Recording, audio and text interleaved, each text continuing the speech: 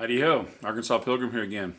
I don't mean to throw any of you. Yeah, it is me. I know I'm looking presentable for good company, don't expect that too much.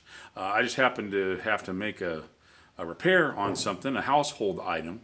So came out to the shop to do it. It's a pretty quick fix, and it's actually fixing something that I fixed before, but I'm going to do it the right way this time.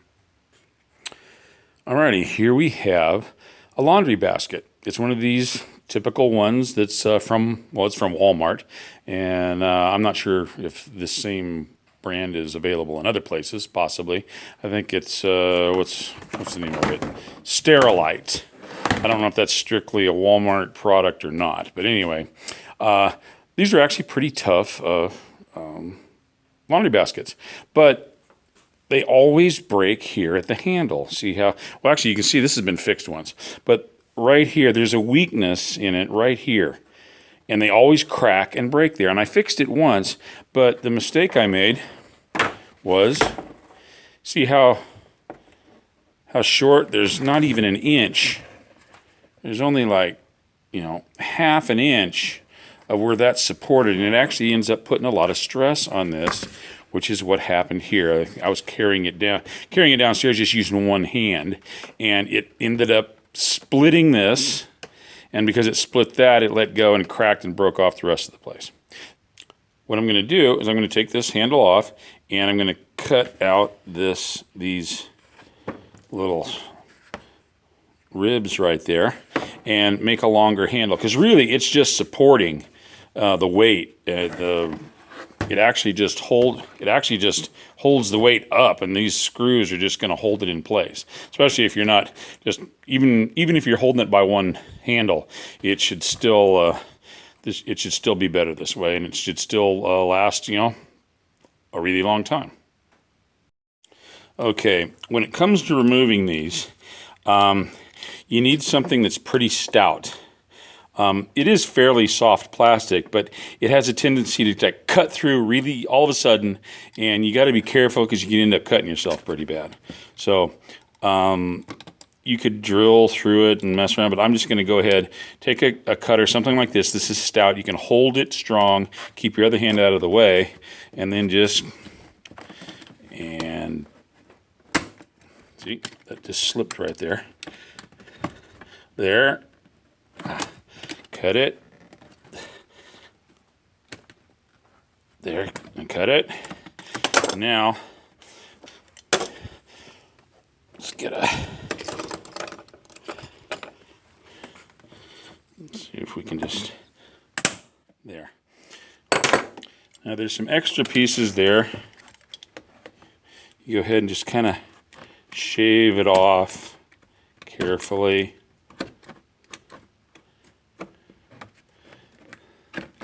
Well,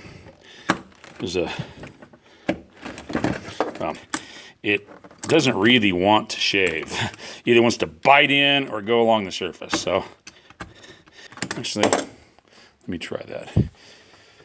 Let's go ahead and pick a file. See how that works.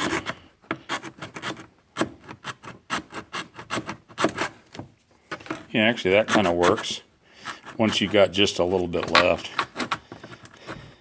Of course, the whole idea is this isn't supposed to be all that hard.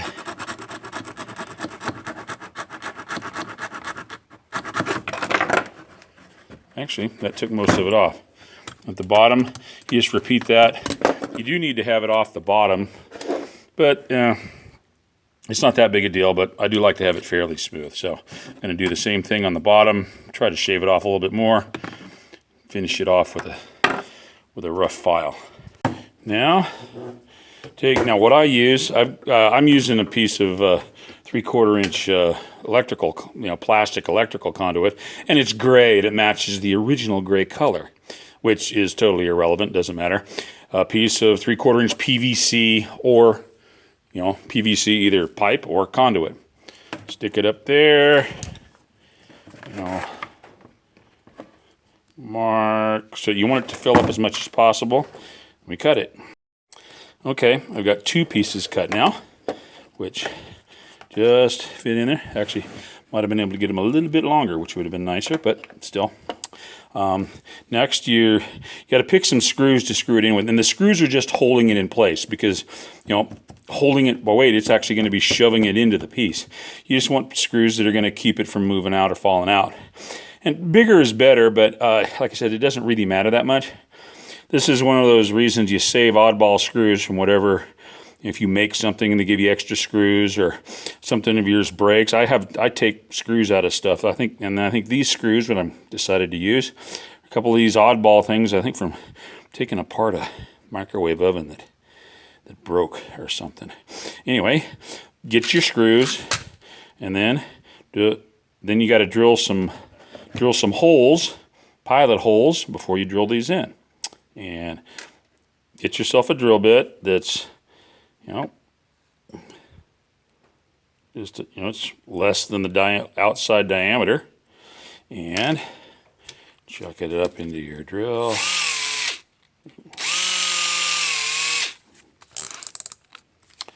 And I drill it from here so I can, make sure I'm actually getting it in the right place. You want it, you don't want it you want it close to the end, but enough to leave some, a little bit of meat on either side. You stick it in there. Then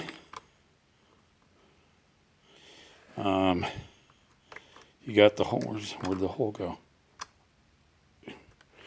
And then you just drill one. There you go, just through one side.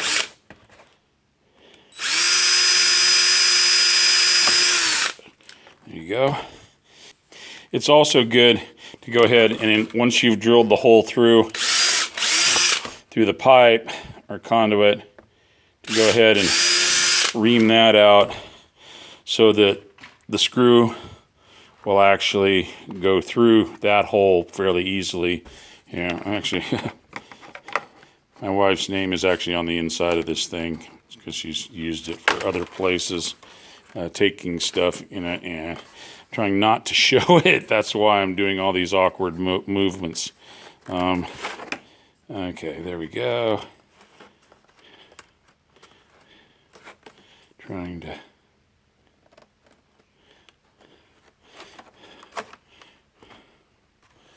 There's a good idea.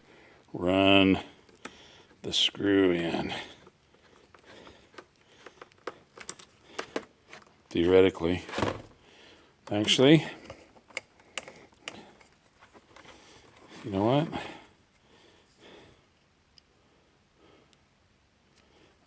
It helps to actually have this hole be big enough. Yeah, I'm always afraid of making them too big, and I always end up making them too small. Okay, I've drilled that hole out bigger. It'll actually be an easier step for you to start your screw here, and it'll kind of cut its own threads in the plastic. There you go. This will make it easier. Since you are sticking it in there and forcing it into that handle area, because it's, that piece has been roughed out, and this is actually squeezing in there a little bit and spreading out the plastic. It's not going to be perfect. Ouch. Good thing I didn't shove the screwdriver through my wrist. That would have made an interesting video, wouldn't it? Jeez. Sometimes. Okay. Now let's see if we can actually complete this simple, straightforward project. There.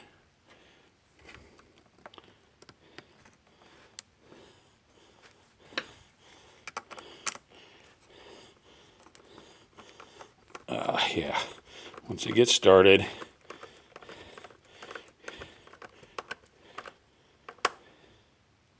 and you'll feel it tighten up, and then you'll drop the screw onto the ground.